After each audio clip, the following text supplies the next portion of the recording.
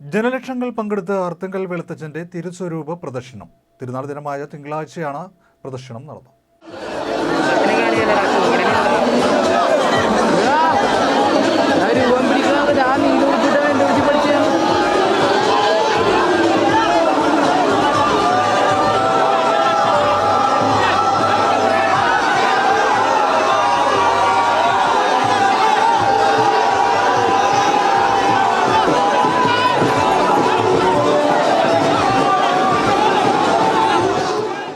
അർത്തുങ്കൽ മകരം തിരുനാളിന്റെ പ്രധാന തിരുനാൾ ദിനമായ ജനുവരി 20 തിങ്കളാഴ്ച വെളുത്തച്ഛന്റെ തിരുസ്വരൂപ പ്രദർശനം നടന്നു.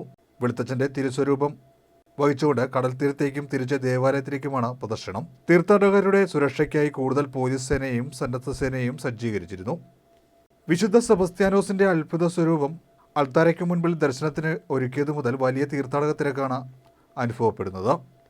വൈകിട്ട് 7 ആഘോഷമായ സമൂഹ ദിവ്യബലിക്ക് ഫാദർ സോളമൻ ചാരങ്കാട്ട് മുഖ്യകാർമ്മികനായി. തുടർന്ന് നടന്ന വചനപ്രഘോഷണത്തിൽ ഫാദർ ജോൺ കണ്ടത്തിപ്പറമ്പിൽ മുഖ്യകാർമ്മികനായി. സുരക്ഷ മുൻനിർത്തി കൂടുതൽ പോലീസ് സേനയും സന്നദ്ധ സേനയും സജ്ജമാക്കിയിട്ടുണ്ട്. ജനലക്ഷങ്ങളാണ് ചടങ്ങിൽ പങ്കെടുത്തത്.